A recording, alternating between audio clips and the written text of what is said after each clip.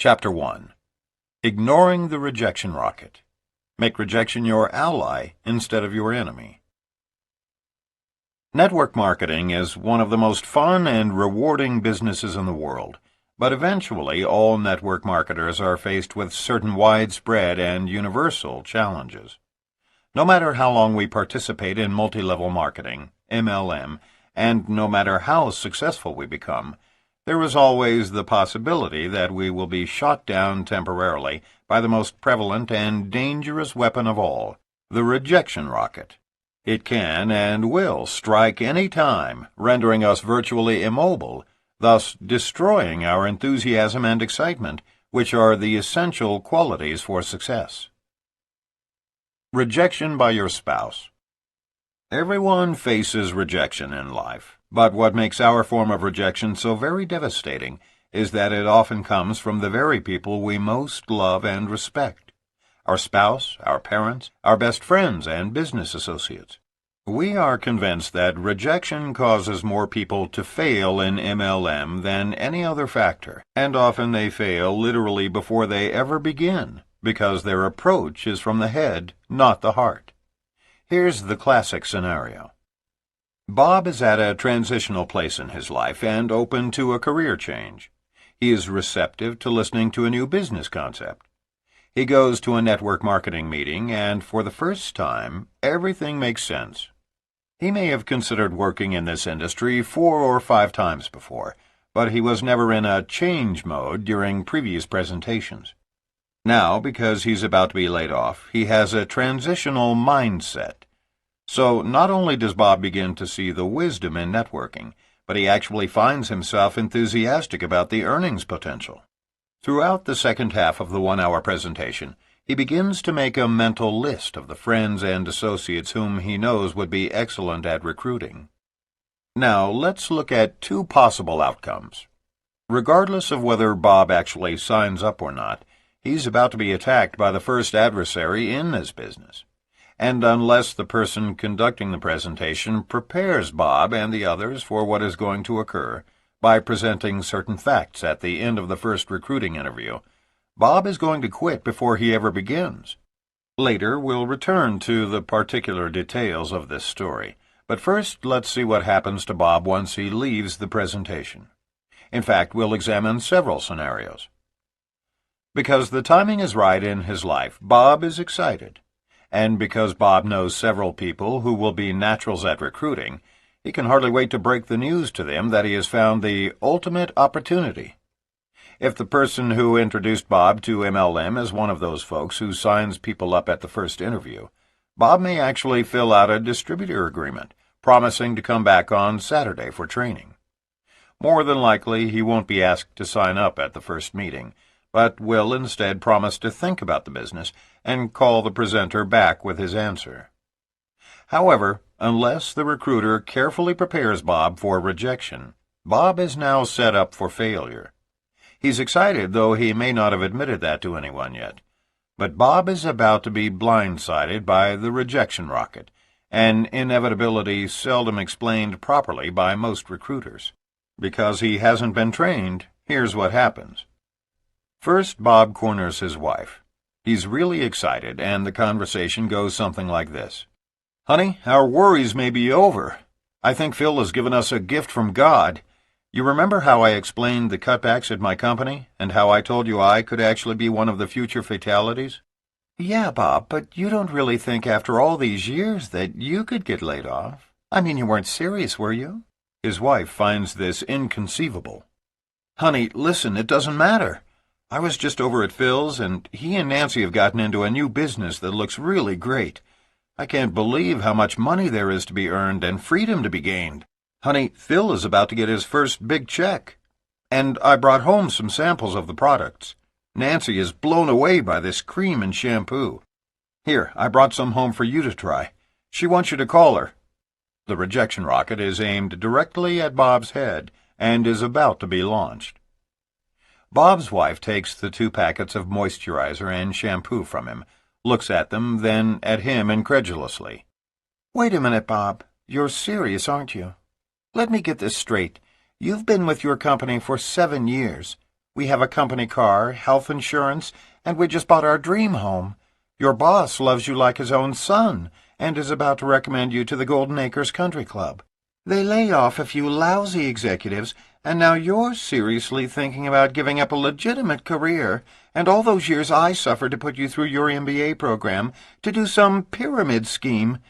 Please, Bob, tell me this is a bad dream. Tell me I'm not hearing you say this." Bob grins and reaches out to touch his wife's arm, and she jerks it away, snarling like a cornered wharf rat. He hasn't seen that look on her face since he accidentally backed over the puppy last summer. "No, honey, you aren't listening. We've got a chance here to get in early. We can be earning over $20,000 a month in a year. Do you realize how many hours I've been working? The baby cries when I pick her up because I'm virtually a stranger. They've laid off 35 men and women this quarter, and I could be next. Honey, look, I'm telling you, Phil and Nancy are our friends. They aren't—" "Oh, come on, Bob," interrupts his wife. "You yourself have said that Phil is irresponsible. He failed at that tire company. He failed at life insurance. Then he tried that stupid greeting card deal, and we both laughed at how dumb that was. Bob, you're not thinking straight." She softens and launches a new tactic. "Bob, honey, we're set. You said so yourself. And besides, what am I going to tell my parents? That you left your company to sell shampoo door to door?" Bob has just heard the same spousal arguments that countless other men and women have heard over the years. It could easily have been Bob leveling the same objections at his wife, who just returned from her first serious network marketing presentation. Often it's the wife who is bombarded by personal affronts from her husband. Had Bob simply said nothing until he could get his wife to Phil and Nancy's for a legitimate presentation, the rejection rocket would have never been launched. Or, had the approach been emotionally positive instead of intellectually negative, the outcome might have been different. But keep in mind that even if the circumstances differ, the outcome is often the same. This discussion could have happened on a Sunday morning following a Saturday training session in which Bob had already signed a distributor application. It doesn't really matter. The point is this. We are convinced that as many as 50% of all potentially successful networkers fail before ever getting started because their sponsor does not prepare them for the spouse rejection rocket. The tragedy is that those very circumstances could quite easily be minimized, if not completely eliminated, through preparation and proactive measures. It's the responsibility of every recruiter to fully prepare prospects for rejection, then provide them with the tools to overcome rejection. Phil should have insisted that Bob bring his wife to a full-blown presentation, either at this first briefing or at another one soon to follow. In addition, he should have said emphatically, "Bob, don't try to explain this to your wife until you have more information. Or better yet, bring her to us." Rejection by family and friends. Before presenting solutions to the previous problem, let's first scrutinize another scenario that occurs frequently. Although the participants are somewhat different, the outcome is equally predictable and negative. We begin by assuming that Bob's wife is as excited as he is about this network marketing opportunity. Let's also assume that Bob has signed up, and both he and his wife have been trained and prepared for any and all rejection. Initially, Bob decides to take the lead until their new infant is a little older. His wife will join Bob later. Bob can anticipate the primary objections used by prospective MLMers and has memorized a response for each one. In fact, he's quite proud of his knowledge and is even perhaps a little cocky about his ability to overcome objections. Bob is excited about his new skills of persuasion, believing with a smug self-confidence that he can effectively counter each objection. He's convinced that in this battle of wits, his prospects are unarmed. He fully expects to win any and all debates about network marketing and prove to each of his friends that his new venture is far superior to traditional business. Equipped with that knowledge, he picks up the telephone and begins calling his 25 best prospects, those people whom he would love to spend the rest of his life with in a partnership. Usually one of three outcomes is predictable, so let's evaluate all three. Winning the battle. The first outcome is what we call winning the battle. Bob has just gotten past his close friend's secretary and is beginning his prospecting conversation. This is a man Bob has known since high school. Their lives are quite different now, so they see each other infrequently, but have nevertheless retained their warm friendship. The conversation begins with small talk, but let's move ahead to the actual dialogue about the business. Bob begins his approach. "You know, Steve, the other reason I called is to try to set up a convenient time when you and Sally can come over and take a look at a new business my wife and I have—" Steve cuts in. "Bob, it sounds like one of those pyramid deals to me. Don't tell me you and Christy have been sucked into one of those scams." Of course, Bob has been trained, albeit improperly, to handle objections, and he's armed for battle. "Actually, Steve, I can understand your reluctance to look at a deal like this, but all I ask is that you remain open-minded for a 45-minute presentation. Let me ask you, Steve, would Tuesday or Thursday be better for you?" Bob is proud of his canned response, but as we'll see, his pride is very fleeting. "Come on, Bob. You and I go way back. You can cut out the memorized speeches and shoot me straight. Sal and I aren't the least bit interested in one of those deals. In fact, my own father got sucked into some gold scam last summer and put over $5,000 into the deal, never signed up one person, and has a garage full of overpriced gold coins gathering dust," Steve says gently but firmly. At this point, or really before the conversation had even gone this far, Bob should have realized that Steve isn't in the right time in his life to see this opportunity. He isn't the slightest bit open to the business, and anything said from here on will only further alienate Steve, and therefore hurt Bob's chances to approach his friend at a later date when he may be more receptive. In fact, unbeknown to Bob, he may actually do irreparable damage to their friendship by continuing to pursue the matter. There's a specific 6-month rule we'll present later in the book that will help you avoid Bob's dilemma, but for now let's assume Bob is unaware of it. Unfortunately, Bob is relentless. He knows he's in a great business and believes that if he can respond properly to each objection, he can perhaps sign up Steve and his wife. Because Steve is a professional who knows many quality people, Bob is absolutely convinced that, of all his friends, Steve has the greatest potential. Bob believes that all he has to do is skillfully overcome his friend's objections, and he's got a winner on his front line. He's sure he will win the battle. But it won't happen, and the reasons it won't happen are simple. Steve is not in the right time in his life for change, and Bob approached his friend improperly. In this particular scenario, the objections and responses to them will probably continue for another 5 or 10 minutes. In a last-ditch effort to shut Bob up, Steve may actually agree to go to a presentation. Of course, the chances that he will actually attend are slim to none. In this winning-the-battle scenario, more than likely Bob's prospect will be a no-show, and in the long run, he will even lose the war. Unable to apply the 6-month rule, the battle will never again be waged, let alone won.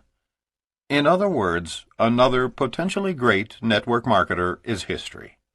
And you can bet Steve will tell 10 other friends at a future cocktail party just how bizarre and frenzied their former friend Bob has become.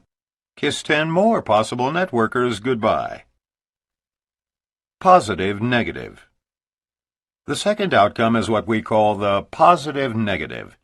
In this scenario, the very instant Bob mentions his intentions, Steve jumps in and aggressively points out how much he hates business deals with friends, detests MLM or any other home business pyramid, and adds, "By God, it better never surface again in the course of our friendship." Of course, Bob shuts up immediately and changes the subject back to small talk. He feels rejected because his good friend is so positive that network distribution is a rotten industry. And because Steve is so positively negative about network marketing, Bob decides to never again extend the opportunity to his friend. That is a serious mistake, as we'll explain later when we fully define the 6-month rule. The good old boy.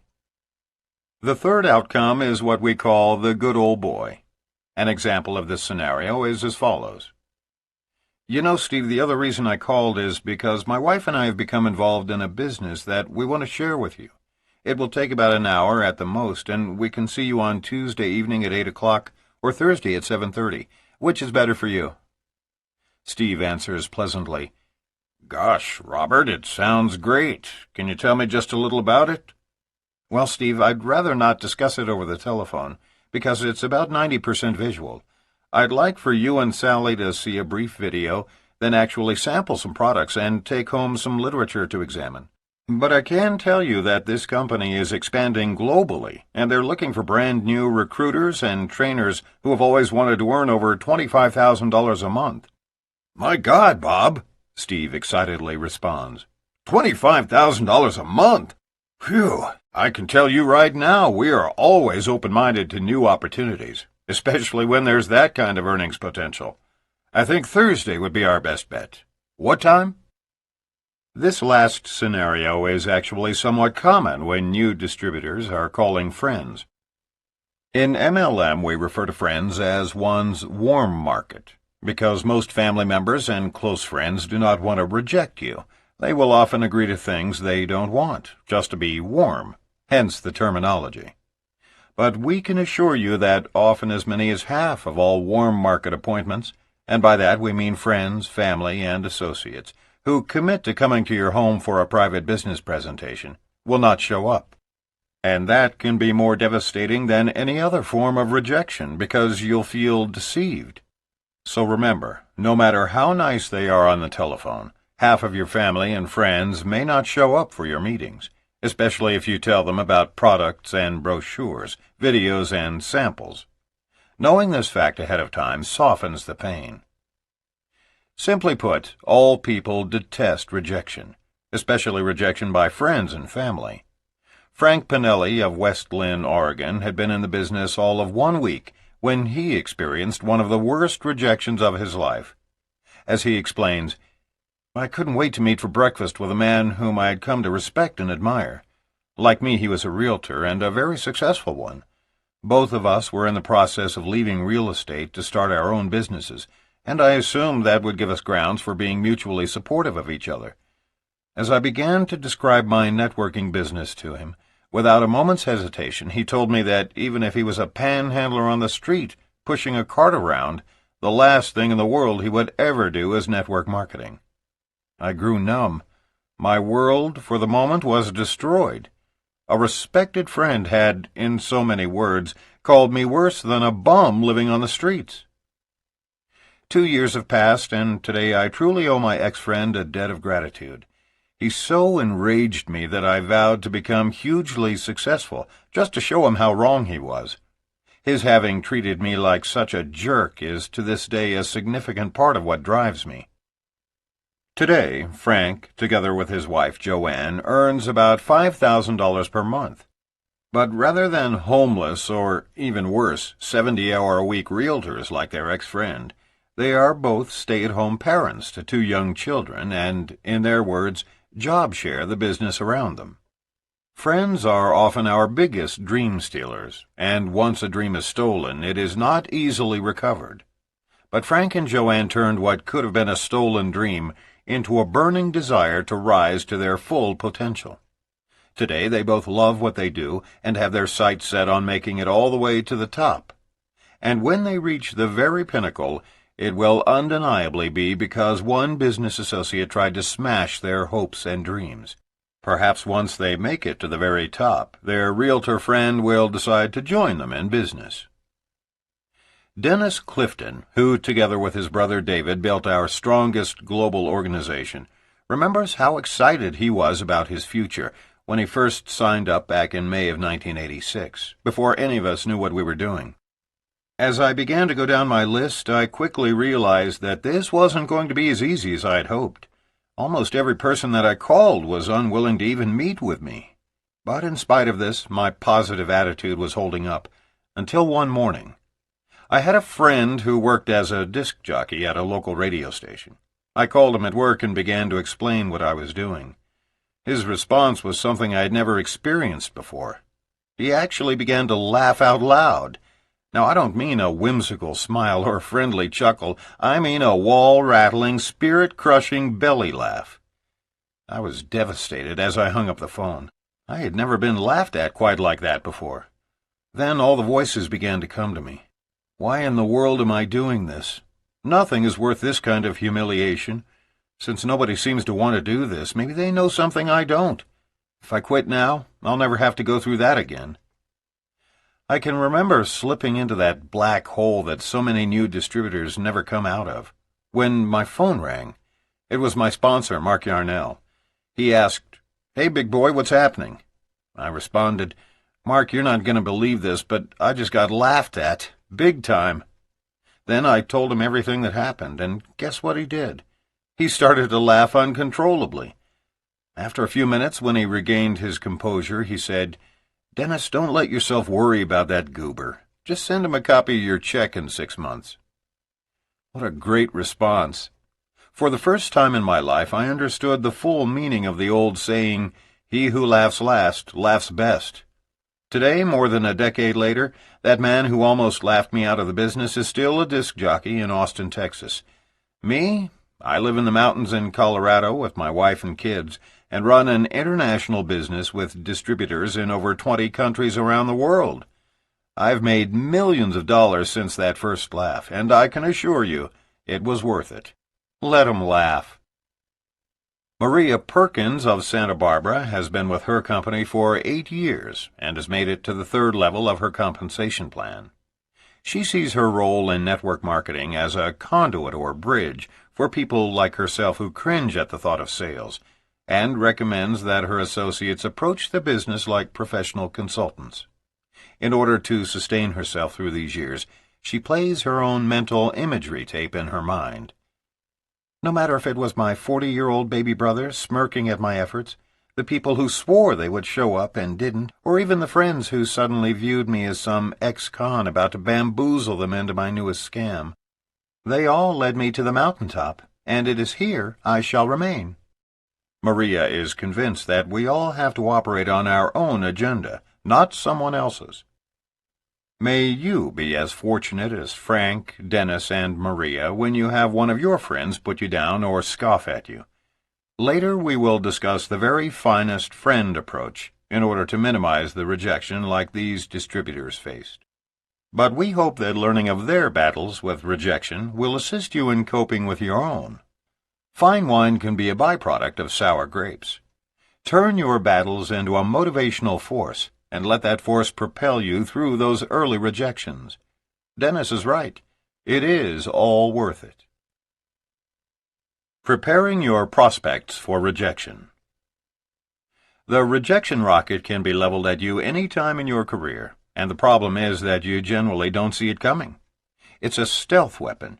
It can take many different forms and is frequently unrecognizable right up until impact, and then kaboom!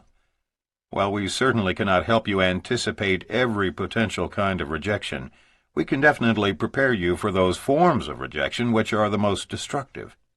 Avoidance of these dangerous weapons is fairly simple if you begin programming your networking professionals at the very beginning, literally during the close of the first recruiting meeting. Let's set the stage. You have just presented your business opportunity effectively by following a specific format. One we'll explain in a later chapter. And you're convinced that 3 of the 5 prospects sitting in your living room are tremendously excited about the income potential. They've asked all the right questions, and you've answered them to the best of your ability. You've played the video, very clearly and simply explained the numbers during your board presentation, handed them some samples, and finally explained that training is here at your home next Saturday at 10 o'clock a.m. You're ready for the closing comments. Comments specifically calculated to call their attention to rejection and assist them in avoiding it before they are sideswiped. We are irrevocably convinced that most people who leave the first presentation excited but never sign up or return for training are usually fatalities of the easily avoided rejection rocket. Here's how we prepare our unwary prospects. We suggest you memorize or paraphrase this for your own use, speaking in the singular or plural accordingly. Folks, I know some of you are excited about the numbers you've heard today. I realize that you will want to do your due diligence, as would any responsible entrepreneur. But let's face it, if I'm right, if you really can earn this kind of monthly income and semi-retire in 3 to 4 years, or at least have substantial personal and financial freedom, you'd have to be brain dead not to take me up on this deal. But I want to warn you about the 2 primary causes of failure so you can avoid them while you're doing your investigating. Don't be afraid to use a comment like brain dead on your prospects, no matter how successful or professional they appear. We've never had anyone fail to laugh at the comment. But more importantly, you are asserting your obvious leadership, a quality they desperately need to observe in their mentor before considering joining our industry. The first cause of failure occurs when you network marketers listen to people who don't know what they're talking about. The second cause of failure results from their not listening to those of us who do know what we're talking about. Let me give you an example. It's just human nature that when we get excited about something, we want to share it with others. Whether it's a new flavor of ice cream or a business opportunity, it doesn't really matter. We want to share it, especially with the people we most care about. That's fine with ice cream or a good movie, but it's not right to share this business with anyone until you're completely trained and knowledgeable about our company. Why? Because the primary cause of failure in our profession stems from people getting excited about the tremendous earnings potential and then charging out to tell their closest friends and relatives before having the slightest idea how to do our business. It is critical that you not say anything to anyone until we have taught you a successful approach. If you begin talking to your relatives and friends about this industry, most of them are going to tell you that you've lost your mind. And even though you think you've got all the facts, even though you know the truth about the earnings potential, and even though your friends, neighbors, and relatives know nothing, they will still tell you you're an idiot. And if you have 10 or 20 people in a row question your sanity, especially people you know and love, you will give up before you begin. So don't even attempt to sell your spouse on the opportunity. Simply get him or her back here for a presentation as soon as possible. Now, I know you think you're strong enough to avoid being influenced by people whom you know are completely ignorant about our company. Everybody thinks that. And let's say that you are.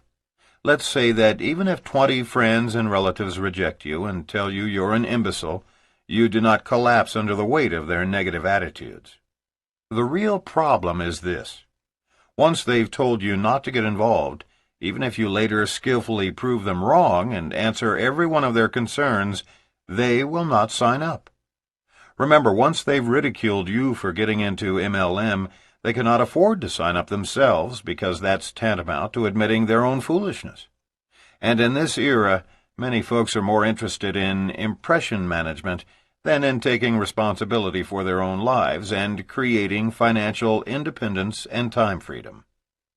So, until you've been signed up, made a commitment, and been trained professionally, do not, and I mean this emphatically, do not approach your friends, relatives, or even your spouse with this business until we have taught you how to share this information with them.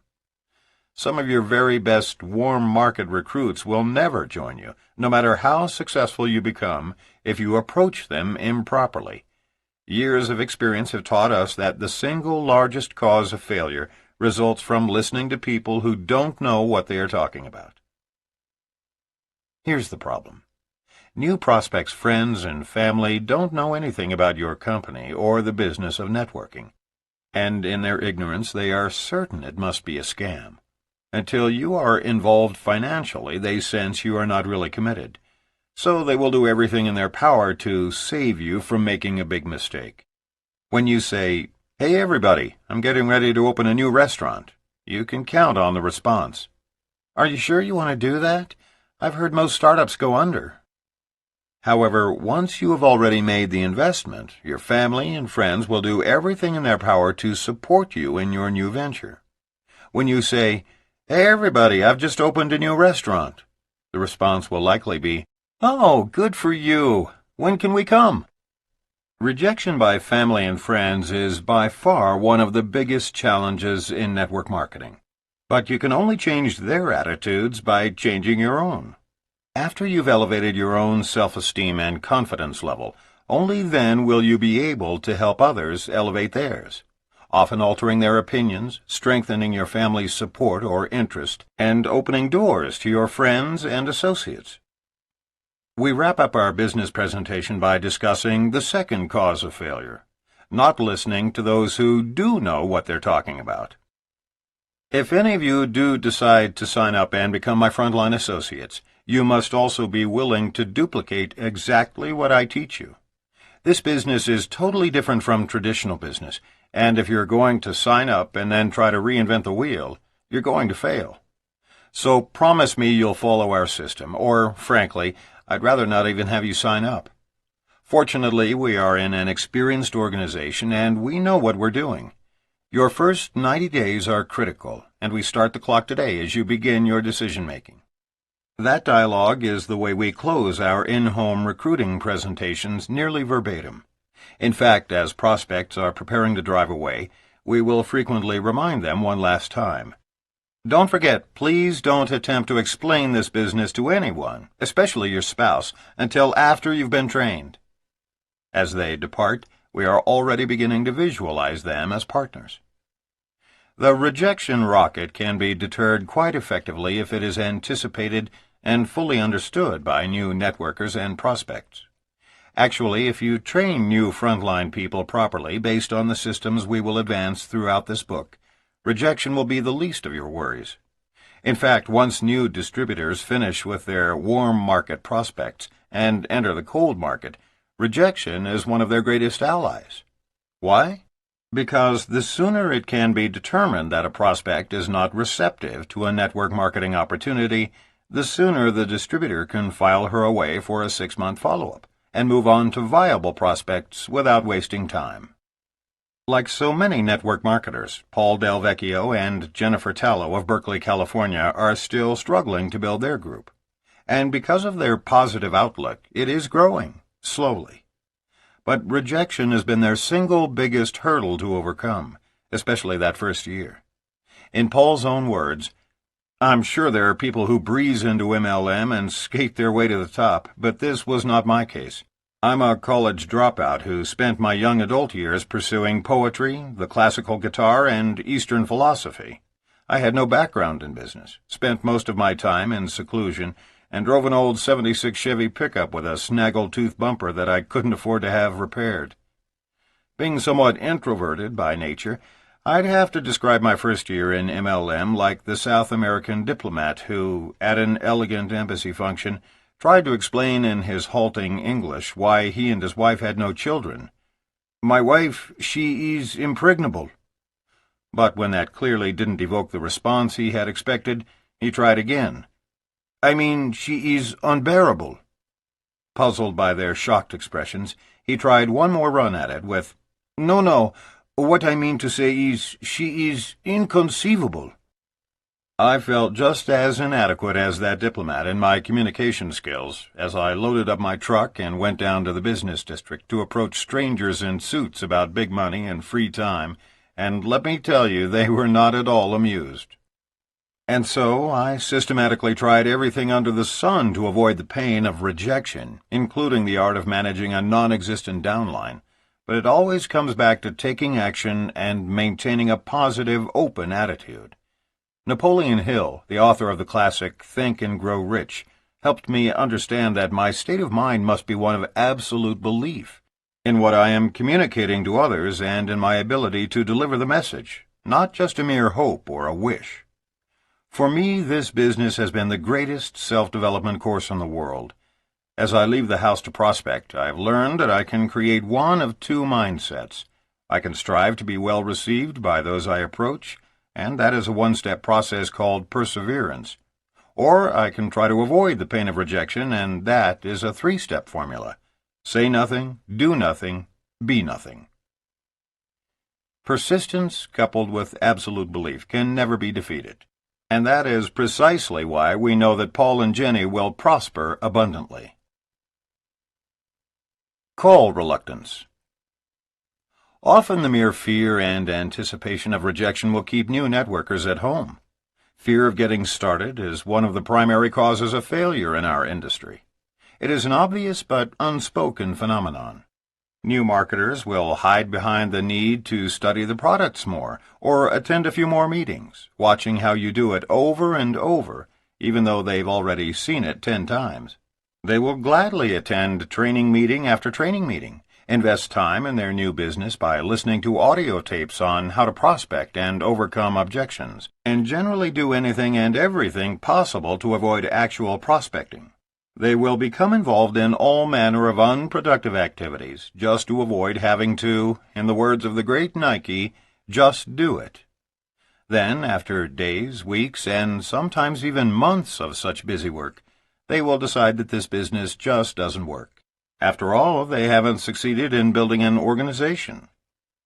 The reason is clear to everyone except them. The mere anticipation of rejection leads to call reluctance, which can, and often does, lead to failure. Often, a week or so before they quit, we hear the essence of their failure in the remark, "If something doesn't happen soon, we're going to have to get a job to make ends meet." In traditional business, things may just happen, but in network marketing, success comes to those who make things happen. And by the way, call reluctance is not an experience limited to non-professionals. Often it's the most sophisticated executives who carry this secret phobia, not of actually being rejected, mind you, but of the fear that they might be. Mark recruited the mayor of a major southern city, and after 6 months of virtually zero activity, he asked the mayor for his warm market list. He reluctantly handed over his top 25 names, but Mark couldn't find one person whom the mayor had actually called. In the final analysis, the mayor had to admit that he was afraid to call those friends because an election year was approaching and he didn't want to risk damaging his reputation with his constituents. He quit, having never called one prospect because of his fear of rejection. He later had the audacity to state publicly, after failing in a second network marketing company for the same reason, that MLM is a scam. He came to that conclusion without ever having called a single prospect. Not being taken seriously. Those who make it past the initial fears of getting started will often be assailed by other elements of the rejection rocket. Common among women is not being taken seriously, one of the most degrading forms of rejection. It is common for an interested male prospect who is shown the business opportunity by a professional woman networker to think something like, "I'll have to talk to my wife about this little home business." It's not a case of the woman being ineffective or the man being demeaning. It's just that most men cannot identify with having a woman recruiter who is working at home. And if she is distributing cosmetics or some other product or service with which he cannot relate, that only serves to compound the problem. No matter how strong a female leader is, in some cases the male ego cannot be assuaged by her alone.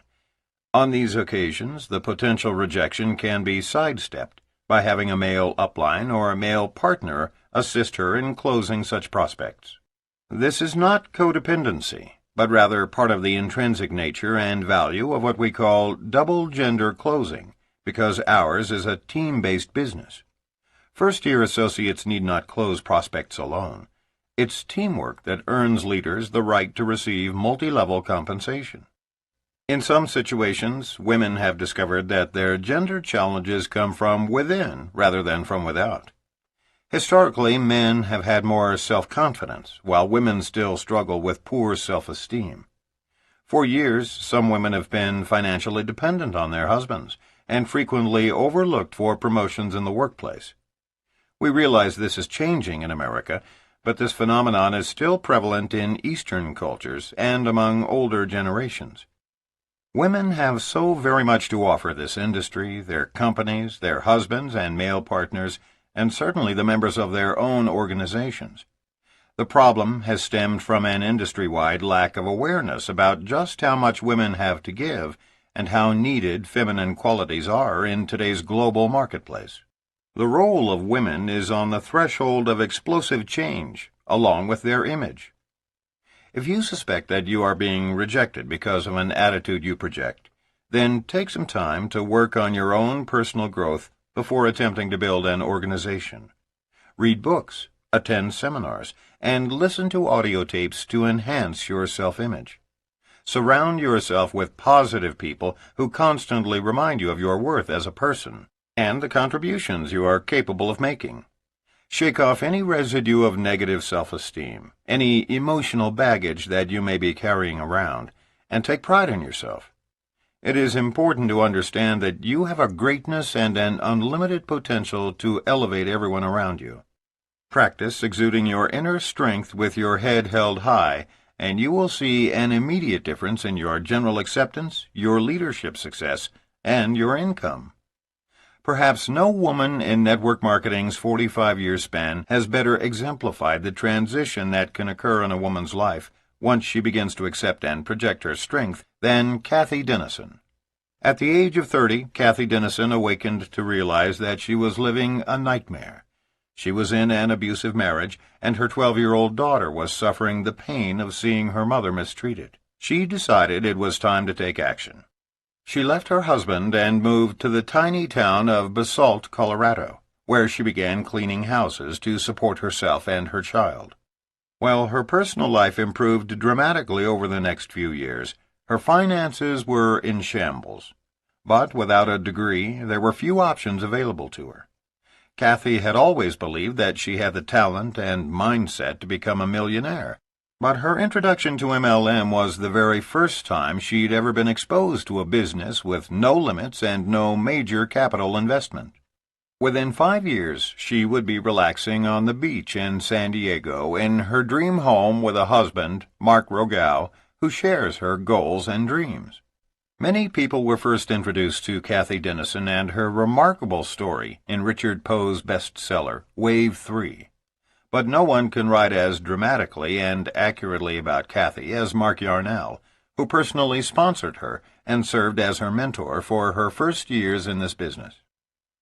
When I first met Kathy Dennison in Aspen, Colorado in 1987, she was a single parent, living in a tiny one-bedroom apartment, doing her best to support her family on her meager maid's income.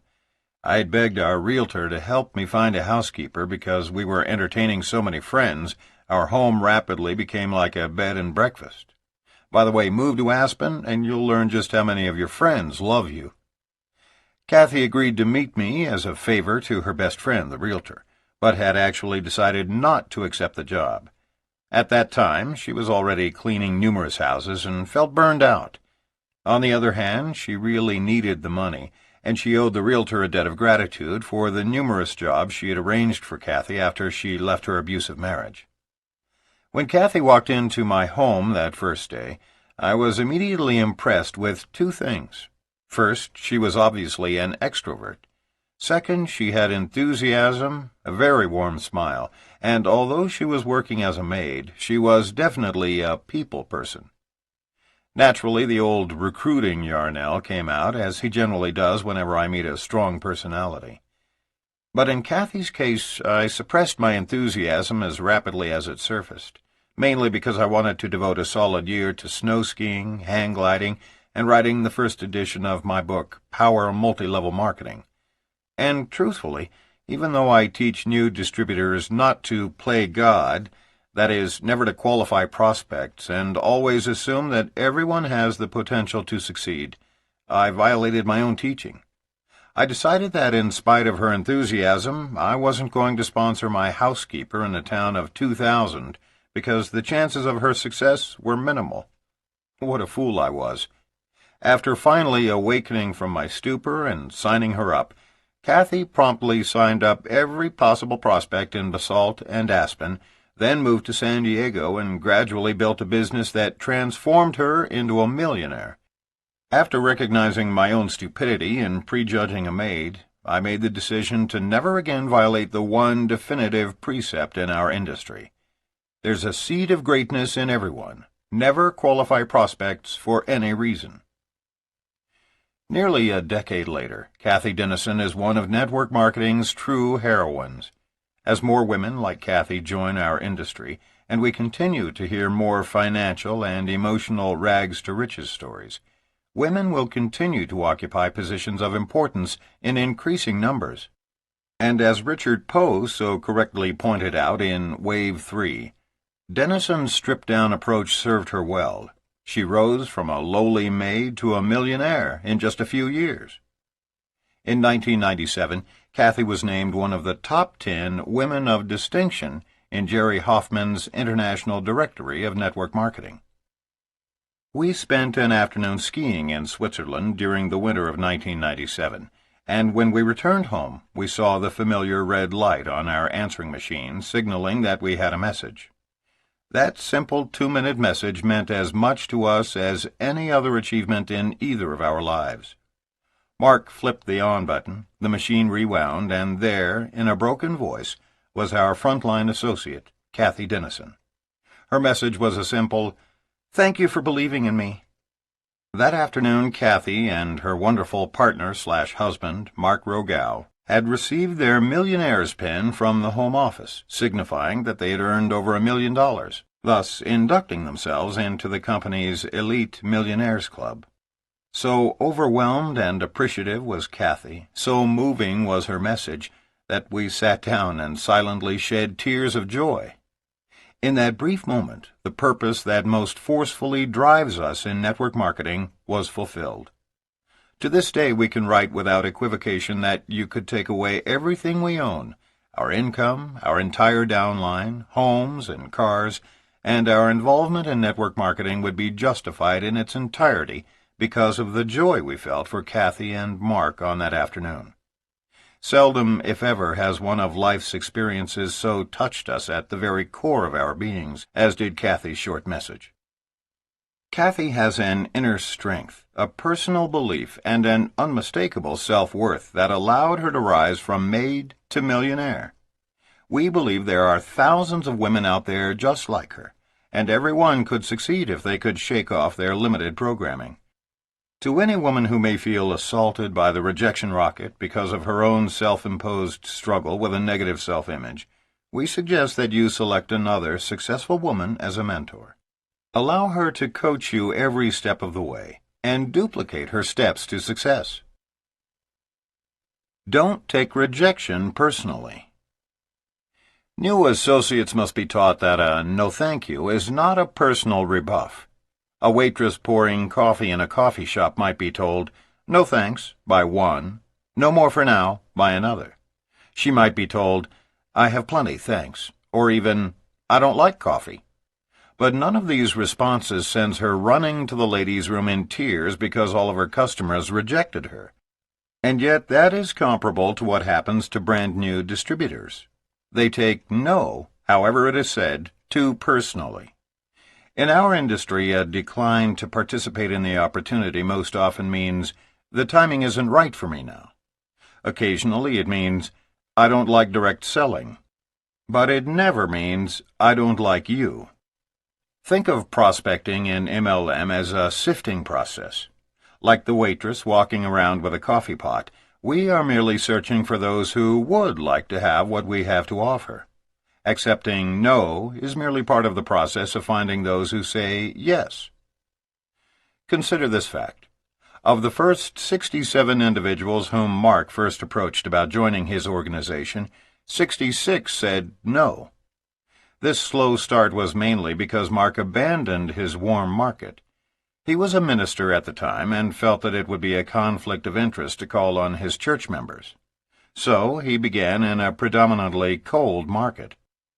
Later, he finally recruited a few parishioners after he was himself certain of his company's long-term stability. However, his first prospects were cold calls, and all but one rejected his offers to even see a presentation. Mark felt like quitting right then, and his sponsor actually did that week. Instead, Mark called Richard Call, his upline mentor, who persuaded him to remain in the business. Had Mark's original upline sponsor not become discouraged by rejection and stayed involved, he would have, after 5 years, been earning over $1 million a year off Mark's downline alone. By the time we married and merged downlines in 1991, it had exceeded twice that amount. That's what the rejection rocket can cost a person. Personal rejection is one of the toughest human emotions anyone can experience. But as we all know, life is about balance, and where there is rejection, there must also be acceptance. Dealing with it is an ongoing task. At one point, rejection nearly drove Phil Mims of Grapevine, Texas, out of networking. As he explains, "I had a good career with 17 years in the wholesale jewelry business prior to getting involved with network marketing. That career gave me a good lifestyle, wonderful friends, and a professional ego. Making the transition into MLM meant starting over, forcing me out of my comfort zone. As I approached friends, family, and jewelry associates to be either my customers or to join me in business, I watched personalities change. Friends became cold and distrusting. My family began to snicker. Jewelry associates responded with concern for my sanity. It hurt me when they appeared to feel that I was taking advantage of them and abusing our relationships. I wanted to just say, okay, never mind, and head back into my comfort zone and secure jewelry life. I almost quit network marketing entirely. Those feelings continued for my first 18 months in MLM because my friends were important and their acceptance was crucial. Then it hit me. Some members of my downline began thanking me. They expressed their gratitude for my help and for leading them to great changes in their lives. Wow! The acknowledgement made my heart pound and my eyes tear up. It dawned on me that if I were to quit and return to my jewelry business, I would perhaps lose my new friends and business associates whom I really liked better. Networkers are such caring, sharing, giving, and excited people who, like me, are seeking success, peace, and freedom. Traditional business offers these things for a few people, whereas success is possible for so many in network marketing. To remember now that I almost quit because of my wounded pride helps me to understand what my new downline reps face. Shedding my old self and becoming a new person was indeed a painful transition. The hardest thing I ever did was to leave the comfort zone of my jewelry business. But as a result of my newfound personal freedom, personal growth, and feelings of appreciation, I found a bigger and better comfort zone. I'll always be a networker, thankful that God opens doors, provides the courage to go through them, and furnishes the light to guide my way. Not talking to enough people. If we only talk to a dozen people in the course of a week, the art of rejection by those few becomes bigger than life. If we contact a few dozen people each week, rejection is no problem, because a few will always get involved. Remember this law of balance. Increase the number of approaches and decrease the impact of rejection. Susan averaged 10 contacts a week in her business because she was working part-time and had an extremely busy schedule. Because she was working from her warm market list, she had a high ratio of positive responses. 5 promised to come to her Tuesday night business briefing to learn more about this opportunity. 2 actually showed, but neither signed. All she could think about were the 3 who didn't show, and the fact that they didn't even have the courtesy to call and cancel. 4 more weeks of that kind of rejection, and she will be out of the business. Why? Because her prospecting numbers are too small. Susan may be a hypothetical prospect in our example, but such low-number prospecting can, and indeed has, forced would-be legends right out of business, shot down by rejection. Unless, as a part-timer, you are approaching at least 5 to 10 prospects per day, you are not serious about succeeding in this business. As a serious part-timer, those numbers should increase, and as a full-timer, they can grow to 30 or more per day once entering the cold market. Meeting attendance and brochure reading doesn't count as real time. When first launching your business, if your goal is to build an organization, 80% of your time should be spent prospecting. All other activity is busy work until you have achieved a certain level of success. Do not become a professional audience participator. Get out of the bleachers and onto the field. In contrast to Susan, the 2 of us prospected huge numbers of people when first building our individual organizations. Before marrying Renee, Mark's biggest rejection rocket was launched when 6 of his 7 frontline executives bailed out and went into a vitamin deal back in 1986. He didn't just lose 6 out of 7 distributors, he lost major leaders. That is the ultimate rejection. Again, he leaned on Richard Call to keep him focused on the importance of perseverance. Consider the impact of Richard's inspiration. There were 2 major triumphs. First, the one remaining executive distributorship today earns us more than 50% of our income. Second, because Mark continued to approach large numbers of prospects, he had 7 more qualifying executives who would soon take the place of those who left. Remember, it is the sheer magnitude of the numbers of prospects we approach that keeps us from overreacting to those who do reject our approaches. Prospecting small numbers makes the rejection bigger than life. Prospecting large numbers focuses our attention on those who say yes. If you make contact with 100 people in the course of a week, 20 of whom say, "Yes, I'd be interested in looking at what you have," and 80 of whom say, "No thanks," your focus will be on the positive. Out of that 20, you will be excited about the 3 who signed up, rather than the 80 who weren't interested.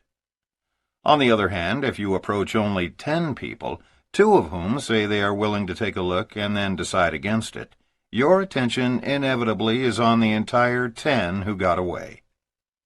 Network marketing begins as a numbers game and evolves into a people business while a legitimate organization of excited networkers is being built. The narrow focus syndrome. Many people make the mistake of inviting rejection by presenting a far too narrow focus. They often promote a single product or just one division of their company, as opposed to creating wide appeal by stressing the leveraged income and free time that result from orders of commonly used products and services. Network marketing is intrinsically designed to appeal to everyone. It is not meant to be an elitist club, nor is it effective if you promote just a single product line. And yet newcomers and old-timers alike often make this mistake. Some people failed to earn as much as they should have when their company added an exciting new nutritional division in the early 90s. And the reason is obvious. Even liberal estimates suggest that less than 30% of the population used vitamin supplements back then. Thus, 7 out of 10 people approached with only the new division just weren't interested. They couldn't relate to nutritional products and were unwilling to change their behavior. The original division upon which the company was founded consisted of personal care products. 100% of our population bathes, shampoos, shaves, moisturizes, deodorizes, and brushes their teeth with reasonable regularity. So success would have been more widespread had the distributors offered both lines of products in their presentations, thereby avoiding the needless problems created by limited focus. Even more significant, they should have been selling prospects with the American dream, big money and free time. Nearly everyone is interested in ways to achieve wealth, so focus your presentations on personal and financial freedom, making certain to call your prospects' attention to all your products, services, and divisions. This comprehensive approach is how legends ultimately build large and dynamic organizations. Turning rejection into positive motivation. John Corkill worked for a large title insurance company for 10 years, the same one his father had been employed by for over 40 years. They enjoyed working together and shared a track record of success. When corporate politics became unbearable, John, with his father's understanding and support, went to work for a competitor and tripled his income during the first year. Over the next 5 years, he created a 6-figure income. Then, due to a merger, he was laid off. His father, still with the original title insurance company, was now in charge of starting a new division and offered his son a full-time position, but the company could only pay him a pittance of his previous income. 1 week before he was due to start the job, John was introduced to network marketing. He found the right company and chose to go full-time immediately. After receiving the news, his father's comment was, "John, I guess everyone has to do something. However, if you fail at that one, you can always sell makeup since one of the largest companies is based right here in Dallas. But whatever you do, I just hope you're not going to come over to my house and try to push your products on your own dad. I know all about network marketing. Those people make $200 a month, and 9 out of 10 of them fail. John assured his father that his disapproval of the new career path he had chosen was understandable, and that he just didn't want to rely on his father for normal family support. When John did not become defensive, something clicked in his father, who seemed to realize that he was treating his son like a carpetbagger. He asked John to sit down and began inquiring about his goals. When his father was convinced that his son was fully committed to becoming the 1 out of 10 who succeeds, as he had done with the company in which they both worked, the father-son relationship was back on track. For John, the story of his father's rejection-turned-acceptance became a driving force that motivated him to stick with his new network marketing business. Not only is he well on his way, appreciative for his father's rejection and eventual acceptance, but John plans to retire at the same time as his father, so that they can enjoy the wealth together, grateful for his father having started him off on the right foot. Reaction to family rejection can often be redirected, becoming a positive force for building your business. Summary. Failure in network marketing often results from 2 problems. 1. The new distributor's argumentative approach in recruiting frontline people who have already made it obvious that the timing isn't right in their lives. 2. The mistaken belief that the goal is to overcome objections, sign up people at all cost, then drag them across the finish line through motivation and management systems. If warm or cold market prospects are approached properly, they will only reject your offer if the timing is not right, in which case you want to gently back off and reapproach them every 6 months. Rejection is your ally, not your adversary, and if handled properly, it will expedite your recruiting activities and actually set you up for a positive outcome. Don't talk about this business with friends or relatives until after you have made a commitment and have been trained. Make it a point to teach this at the close of your presentation. As you begin talking to prospects, you have the choice of creating one of 2 mindsets. 1. You can strive to be well received by those you approach by setting yourself up for a friendly callback. 2. You can try to avoid the pain of rejection by saying nothing, doing nothing, being nothing. Persistence, coupled with absolute belief, can never be defeated. When you are not getting the support that you desire from family and friends, begin first by focusing on your own attitude, and changes in their behavior will naturally follow. Once you are trained, begin immediately by picking up the phone and calling the people on your list. Don't let call reluctance and the fear of rejection stop you before you start on your adventure in network marketing. Rely on the credibility of your upline leaders. Remember, you are in business for yourself, but you are never in business by yourself. As their sponsor, prospects look to you as their mentor and leader. If you are feeling low self-esteem, read, study, listen to tapes, attend seminars, and do all that you can to continue working on your personal growth. As you grow personally, so will your networking business. And as your business grows, so will you. Building too slowly is discouraging, and often results in networkers focusing on those who rejected the opportunity, rather than on those who accepted an invitation to look at the business. The growth of your business will be in direct proportion to the numbers of people you are prospecting on a regular, daily basis. Network marketing is a numbers game after the first 90 days of warm marketing. It becomes a people business once distributors begin interacting with their sponsors to build their organizations. Rejection is not to be taken personally, but merely as an indication that the timing isn't right in people's lives. Persevere with every ounce of enthusiasm in order to give yourself the necessary excitement to do this business correctly. Prospecting small numbers makes the act of rejection bigger than life. Prospecting larger numbers focuses your attention on those who said yes. Don't make the mistake of presenting too narrow a focus, that is, by promoting a single product or just one division of your company. Create wide appeal by stressing leveraged income and time freedom based on generating orders of commonly used products and services. When retailing, 1. Offer your customers the opportunity to redirect their spending on commonly used products they are already using. 2. Educate your customers about all your new products or services, thereby undertaking to change their behavior. Rejection can be redirected to become a force for good in building your business.